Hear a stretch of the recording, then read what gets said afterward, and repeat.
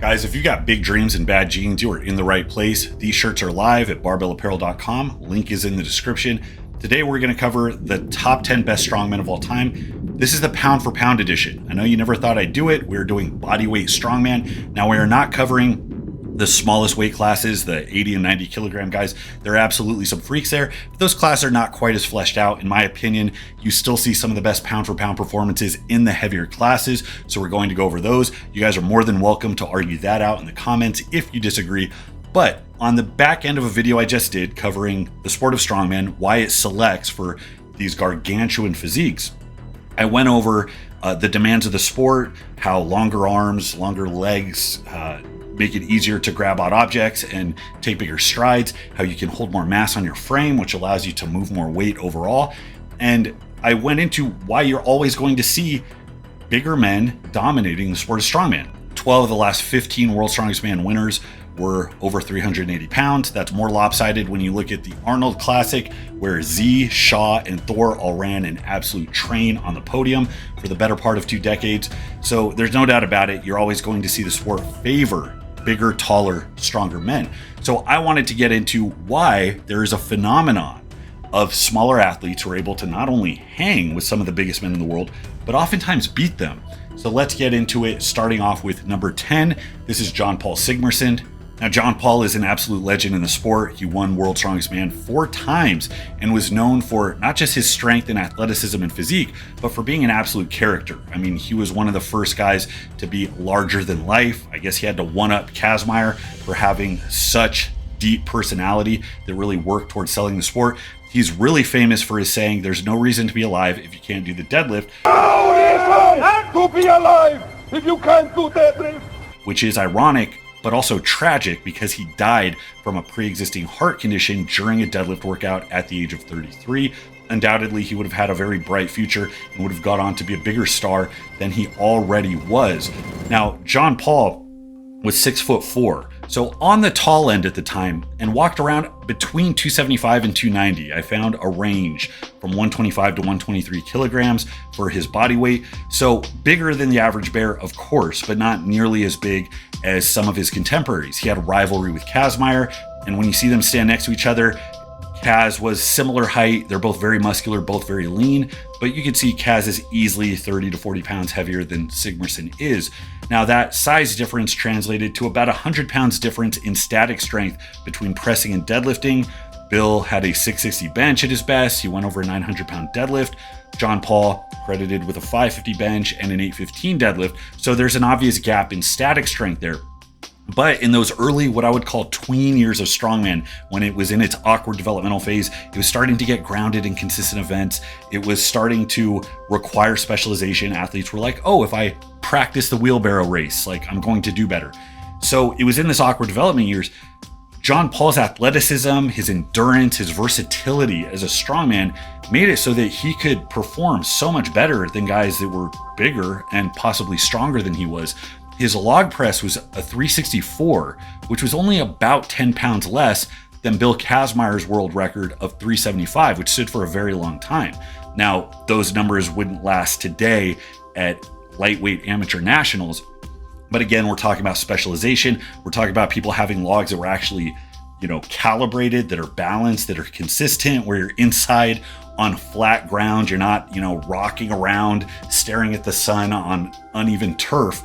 And guys, by specializing, by training the same lift over and over and developing skill, you can do so much better. I mean, the guys used to have to stand the log on end and like rock it into the lap like some weird type of Steinborn lift and then clean it up. It was very awkward. So the fact that they were able to press those weights without any experience with the implements and with very uneven, inconsistent implements is extremely impressive. So Jon Pall pulling out 4 World's Strongest Man victories with the strength that he had at the reduced body weight compared to his contemporaries is what puts Jon Pall at number 10 on this list. Moving into number 9, we have Juoko Ahola. Now, I'm a big fan of Juoko Ahola. He doesn't get as much recognition today. He won, I'm going to say only twice because we have so many repeat winners. But Juoko Ahola won twice in 97 and 99, weighing at 275. He was credited as the lightest guy to win a World's Strongest Man.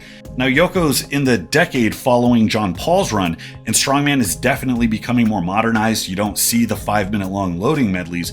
However, athleticism still reigns. So it's not quite to the point yet where you have to be literally the strongest guy on the field. You need to be strong enough to compete, and you need to be faster and more conditioned and more adaptable than the strong guys there. Well, Juoko was definitely that. He had an 895 deadlift. Let's just call it 900 pounds, weighing 275. And at the time, that was a freak deadlift to have. That was a time where if you showed up, you pulled 800, you definitely belonged there. Now 800 pounds won't get you looked at twice. So he was a guy that had all of the skills to dominate and had this like insane deadlift ability almost as a bonus. Now, he wasn't a monster presser. His bench or overhead wasn't nearly as strong as Jon Pall's, but because he was competing in a later era, because the deadlift, which is so much more important in strongman events, was so much higher, and he came in lighter than Jon Pall, he does rank a little bit higher on this list. Funny story, I actually ran into Juoko Ahola a couple years after he retired when they had World's Strongest Man in California. I went out to watch it live and I saw him refereeing, and he had already dropped down to like 220 pounds because he was trying to become an action star. He was doing films. He actually has a really good indie movie that he did about 20 years ago with Tim Roth called Invincible. I recommend you check it out. He really puts his size and stature to work in the plot of that movie. It was actually really well done. But Juoko Ahola was one of the first people I saw that was not only able to perform in a very lean, compact package, but also taught me that the size you do carry is not something that you're meant to carry the rest of your life. Guys put on size to compete, and once your competitive days are over, you shed it as fast as possible to actually enjoy your quality of life and live a little bit longer. That was one of the first times I really saw that it's okay to think about life after training and competing, and this should not just be a lifelong mission to slap as much meat on your bones as you can. Coming in at number 8, this is going to be a little controversial. We have Mariusz Pudzianowski. Now, Mariusz is the heaviest guy on this list. You wouldn't look at Mariusz and think small or light. At his lightest, he was a little over 310 pounds, and that was mostly for competing at World's Strongest Man in the early 2000s when it was still very light and fast, but everything was starting to get heavier and everything was getting very, very standardized. These are the Metrex days, back to the commercials of Mariusz squatting with a giant steel beam across his shoulders. It was a better time to be alive. Now, I put Mariusz on this list for a couple of reasons. One, while still being heavier, he's the only guy on this list over 300 pounds. He was at the light end of a pool of absolute monsters. He was routinely going against guys that were in the mid to high 300 pound range. He was beating guys in static strength. He was beating them across the board in anything for reps, and he was incredibly fast. He was so well-rounded, and he was just the continued evolution, going from Jon Pall to a Juoko Ahola, as good, as fast, as athletic as somebody like a Magnus for Magnuson or a Yanni Virtanen, but just so much stronger. So his reduced body weight compared to what we normally consider, along with the fact that he was so dominant, 5 World's Strongest Man wins, he was just so consistent across the board, that gets him a spot here. 915 deadlift, which is mind-blowing no matter who you are. The fact that we're starting to look at 900-pound pulls like they're a dime a dozen is just a testament to how ridiculous the sport is getting now. But in that day, that was enough to set you apart from literally everybody else in the field. I'm a little skeptical of his bench number. His bio has a 640 bench. There's not a lot of videos of him benching. It's possible given how muscular and how strong he was everywhere else, but you didn't see that. Now, you did see some absolute freakish overhead press events. If there was a log press for reps, a Viking press, whatever the winner got, he would come in and just do 5 reps more. There's a really nasty video of him doing a 300-pound axle clean and press each rep, where it looks like it's 135. You have Mark Filippi next to him, who's extremely strong, struggling with the clean, struggling with the press, and Mariusz making it look like a toy. He got as heavy as a 419 log, not being necessarily known for his maximal pressing ability on overhead press events. So all of that together definitely gives Mariusz a spot on this list. A bit heavier, but he's so dominant compared to the heavy guys that he has to pop up in a discussion of what is possible pound for pound. Are you looking for access to exclusive programs from the best minds in the field and some of your favorite YouTube influencers? Then look no further than Boost Camp. Boost Camp is a long-term sponsor of this channel, and I wouldn't be partnered with them if they didn't provide a great product. If you want optimal performance, you cannot just wing your weight selection. You have to make deliberate steps forward, so you need a program and you need a way to track progress on it. They make it easy to track your workouts from the convenience of your phone, so you never have to rely on your sloppy handwriting or your bad memory. And they give you access to a library of exclusive programs from some of the most well-known names in the business: Eric Helms, Bryce Lewis, Jeff Schofield, Bald Omni-Man, and yours truly. We all have programs up there that can only be found on the app, and it is absolutely free. My programs, Bull Mastiff and 70s Powerlifter, are both up there, and you can also check out Full Sturker, which tells you how to get strongman jacked using the things you find in a corporate gym. So special thank you to Boost Camp for making this channel possible. Unburden yourself from the hard business of making the perfect program from scratch. We've got them pre-made for you. Download their app right now by clicking the link in the description. Now, number 7 on this list, speaking of controversy, I put this at number 7 because I wanted to juxtapose how different these athletes are and what the limits of these capabilities are of different types of athletes. Jon Haack. Now, Jon Haack is not somebody you think of as a strongman, but he's competed enough. He gets the label. He might not have showed up at Worlds yet, but he has competed in multiple contests all the way through. He's trained for them. He trained with Martins Lisis on a somewhat regular basis. He seems to be committed to being able to transition into strongman when powerlifting has gotten stale. I mean, you can only do the same 3 lifts so many times before your mind starts to turn into mush. So it looks like he's looking to kind of branch out and show what he can do as a well-rounded and diversified strength athlete.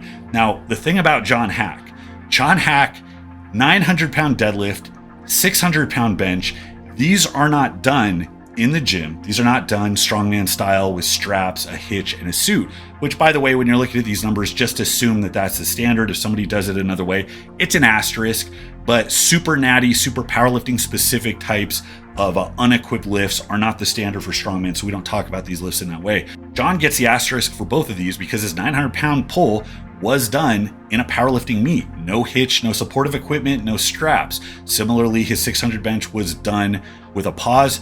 Jon walks around at 215 pounds. That is insane. So he is by far the strongest person pound for pound on this list, arguably strongest person pound for pound in the world, if you are considering that these are numbers that were previously reserved for just 350-pound mutants, and that he does these lifts so casually. His setup is not overly advantaged. He doesn't get in a super wide sumo stance. He doesn't go out of his way to reduce range of motion. He is just this strong, and he is definitely a 1 in a billion type of lifter. So I'm very excited to see him change the bar of what can be done in these lighter weight classes that are not quite as fleshed out as the bigger open weight classes. So consider that he's 100 pounds less than Mariusz, who's universally known as one of the most dominant strongmen in the world at a relatively light body weight, but he matches him on static strength. So now it's really going to be a matter of, can he get the movement down? Is he coordinated enough? Can he get his upper body to accommodate a pressing position? This requires a lot of changes, a lot of training and a specific adaptation that some people that have gotten that far just don't have the discipline or the patience to deal with. But it looks like Jon's taking it seriously. I'm very excited to see what he does because, I mean, again, the ratio of strength output versus body weight, it's alien. It doesn't make sense. I mean, he has to be a robot, some genetic experiment, I don't know. So we'll see how Jon does in the sport. Now, going into number 6, this is somebody you probably haven't heard of. This is Sean Demarinis. Now, Sean is somebody I know because when I was training at East West in Southern California with Scott Brengel, I was brand new to the sport, and Scott was running a really cohesive, tightly knit training camp where he would have people come in, and he didn't expect money. He didn't expect anything other than you show up, you commit yourself to the group, and you work your absolute balls off. So it's no surprise that I think at this point, Scott has put out 7 or 8 professional strongmen from his gym alone, and he's just one guy running a small ship. Unfortunately, I am not on that list as I do not have a pro card, but I was there for Sean's very first day. He was a powerlifting specialist. He had a really good equipped bench press. He was a smaller guy. He's about 5'8". 231 pounds is what he has to weigh in at every time he competes. I think he got to about 250 at his biggest. A lot of the middleweights walk around about 240, 250, and then cut weight. Now, Sean was one of the first guys in the middleweight class to have not just an 800-pound deadlift, because 700 at that point was good enough to be considered elite, but he matched it with a log press that was on the order of 400 pounds. He was a very strong bencher, very strong lockout. He didn't jerk. He had a very controlled, efficient push press and used a lot of raw upper body strength so that on something like a log clean and press for reps, he could viper press his way through just an insane number of reps. I think there's a video of him doing like a 325 log for like 7, and they just look like butter. And as a result, he ended up getting, he's one of the few guys that got his pro card, both as a lightweight and as a heavyweight. Sean is a very good athlete. I think he's cooling it down now as he's getting a little older, getting some miles on his body, but I'm sure there's no doubt that he is still highly competitively strong. He got 4 America's Strongest Man titles in the 105 class, and that was at a time where that was really the top end of what you could do as a 105 kilogram competitor. So it was really cool to see Sean go from dying his first day. It's the only day I've ever beat him in anything. The first day when he was unconditioned, he did the death medley that Scott makes everybody do. He was on his back with a back pump, turning purple, looked like he was about to die because he had no conditioning base.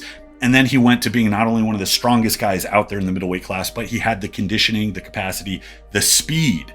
I mean, he can move, he can load for reps, he can do just about anything. And that led him to have just one of the most dominant runs as a middleweight.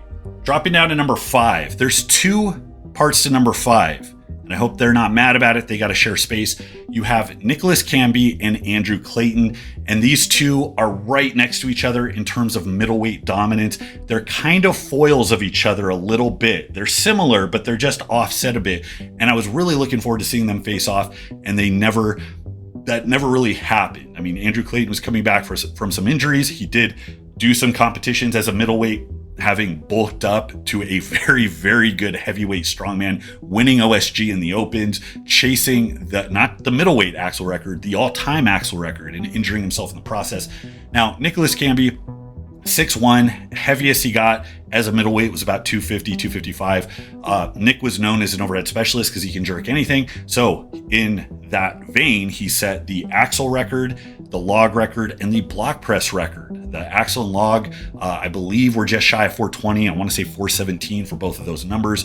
They were just expertly done. He's very efficient on the clean. He's very explosive overhead. Now, some people take issue with the jerk because they don't see it as real strength. I do prefer the any way, anyhow, as long as it's a finished lift. That's why I don't really count sumo. I don't count it as a finished lift. As long as you get the weight overhead, your feet together, it's good. And if you can do that where other people can't, sucks for them. They should have trained harder. Now, the thing about Nick is he is not just a jerk specialist. He has an extremely strong upper body. He can push press 400 pounds for reps, and that gives him the stability to utilize a jerk on very odd objects. But his performances with his jerk and his push press, they're pretty close. He has an extremely strong upper body, and he was a subpar deadlifter until he wasn't. That's another impressive thing about Nick is he ended up getting, I don't know if he ever hit it, but his rep numbers were getting very close to an 800-pound pull. He was routinely hitting in the mid-high 7s pretty casually in competition. He was just very well-rounded. In addition to that, he can run with any yoke. He can load anything. He was one of the most well-rounded guys on the field. And if he wanted to hang around, he could easily probably be one of the most dominant guys in the middleweight class. But it looks like he's chasing that heavyweight glory like so many of the guys before him. And some of those guys that leveled up from the middleweight class are going to be on this list.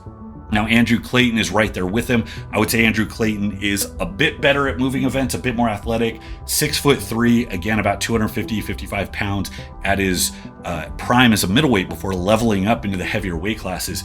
Andrew Clayton is just a beast. Mindset, he does ultra marathons. He's continuously pushing himself. I knew him as a very overweight teenager on the Morande Muscle Forum back in the day. Then he turned into a very lean, shredded middleweight machine. Then he ballooned up to a 330-pound open weight monster and then dropped weight back down and is competing in the middleweights again. He's so diverse. He can pivot on a dime. Now, for as much as he is a bit better than Cambi, I think in some of the classical events, he's a little bit worse statically. So as a middleweight, I'm not sure what his best deadlift numbers were. As a heavyweight, he got to an 855. I would reckon he's comfortably in the mid-high 7s as a middleweight. But his overhead pressing is also freakish as a middleweight. I mean, he's well over 400 pounds. He utilizes a jerk style, but again, I've seen him push press big reps, big weight for reps. So both of these guys, Nicolas Cambi, Andrew Clayton, they're like two heads of just a nasty middleweight coin. And there's no doubt that Nick Cambi is going to go on, just like Clayton did, to do big things in the open division. Going down to number 4, we're in the top 4 now. So now we're going to see some of the guys you've seen at World's Strongest Man, the guys you've seen at the Arnold that just display insane strength. And this is where you're going to be a little bummed out because you're probably going to see some guys on here take the place of people you thought should have been on here. So I'm really eager to see how this conversation unfolds as you guys undoubtedly begin to argue in the comments. Number 4 is Kevin Fairs. Now, I've had tangential interactions with a lot of these people. Kevin Fairs is one of them. When I trained with Scott Brengel and Sean Demarinis at East West Strength out of Costa Mesa, California, Scott Brangle was, and still does every year, hold California's Strongest Man. It's one of the biggest amateur shows in California. State with 40 million people, you have the title of California's Strongest Man. It's no surprise that the winners, usually a good indicator of who's going pro that year. A lot of pros came out as winners of California's Strongest Man. So it was a very coveted show, very competitive show on the beach.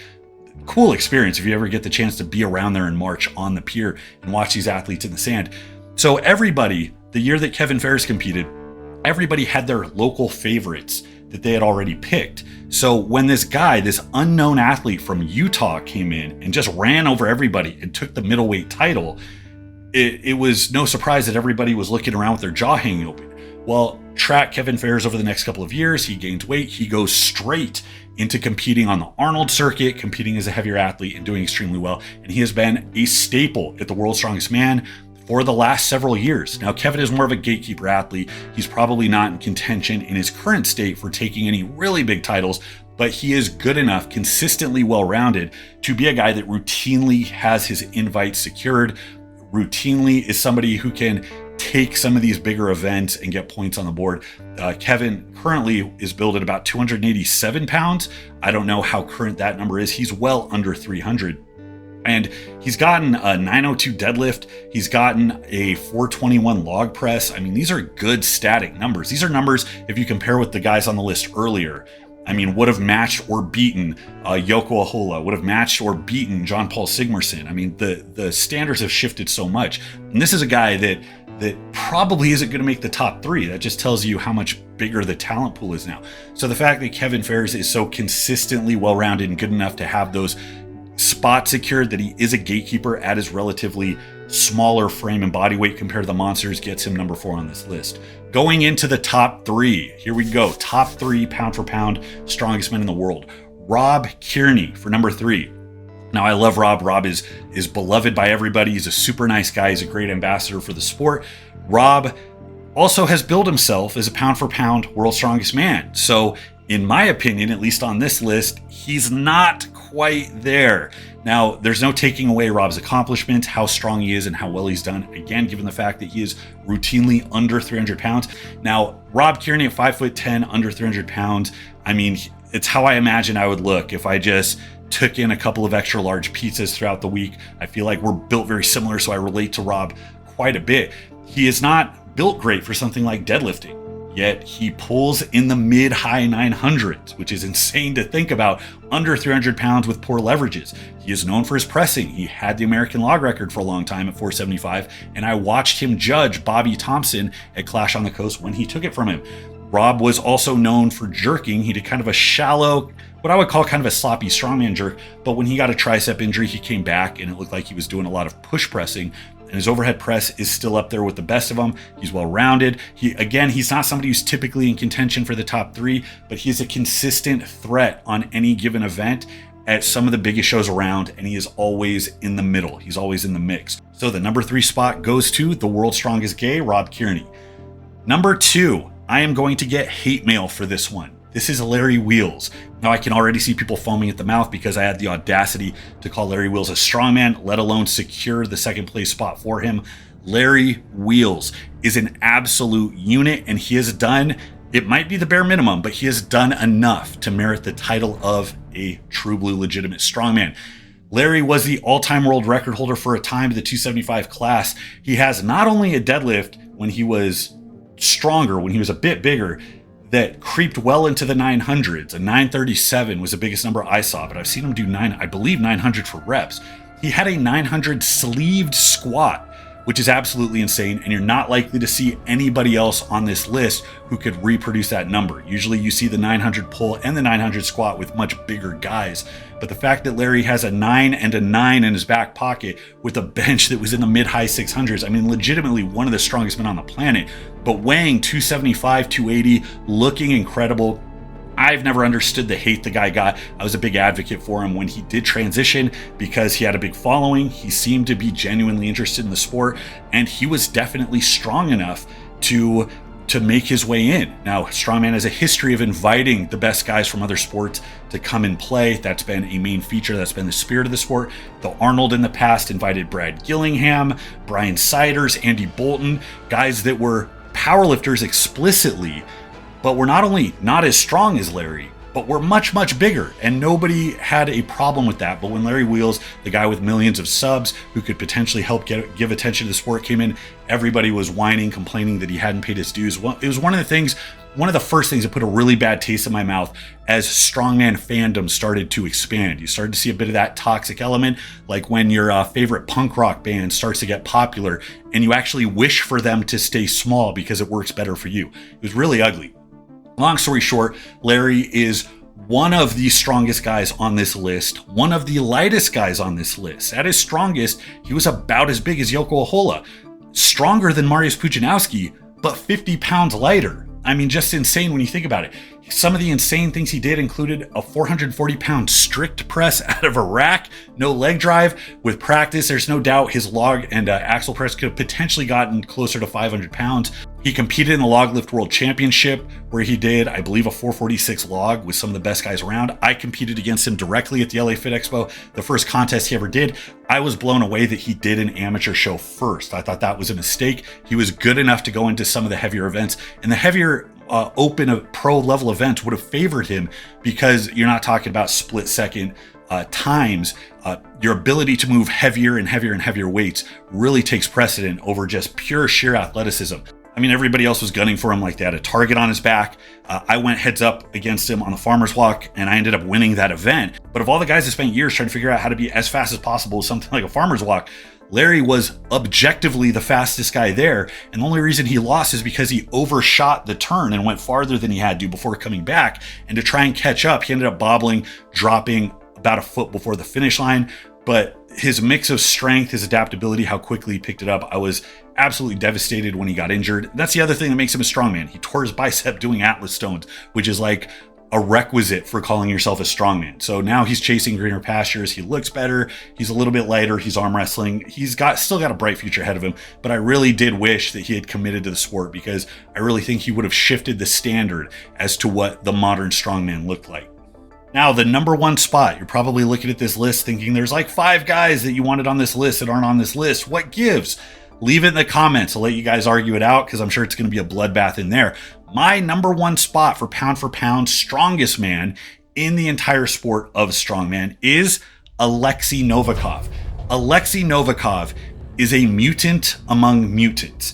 There is no doubt in my mind that if he committed himself to hard bulking the way that some other guys have had to do with worse results, that he could put on another 30 pounds and be one of the most dominant strongmen to have ever done it. What he is able to do at about 6'1", well under 300 pounds, doesn't make any sense. He has a 1,000-pound deadlift. Compare Juoko Ahola. When Juoko Ahola's 895 was unheard of, Oleksii pulls 100 pounds more than that, weighing marginally more than he does.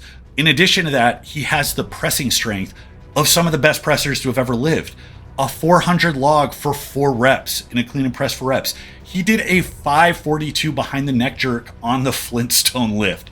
And that's as somebody who is not like an Olympic lifter. I'd expect that from like Mikhail Kokolaev. I wouldn't expect that from like the 290-pound Ukrainian that, prioritizes an odd object moving. The athleticism he demonstrates is insane. Of course, he's known for his dumbbell pressing being out of this world. Reminds me of Poundstone. Poundstone was not the best overhead presser.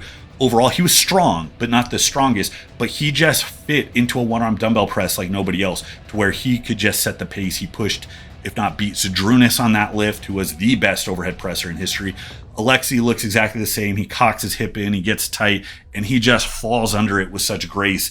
It's ridiculous. He did a 276 dumbbell for 7 in, I believe it was under 2 minutes. The time cap was under 2 minutes, but the way he moved was just otherworldly. He won the World's Strongest Man in 2020. It was during the pandemic, and it was on the heels of Thor retiring, of Eddie Hall retiring, of some of the bigger guys either aging out or leaving the sport.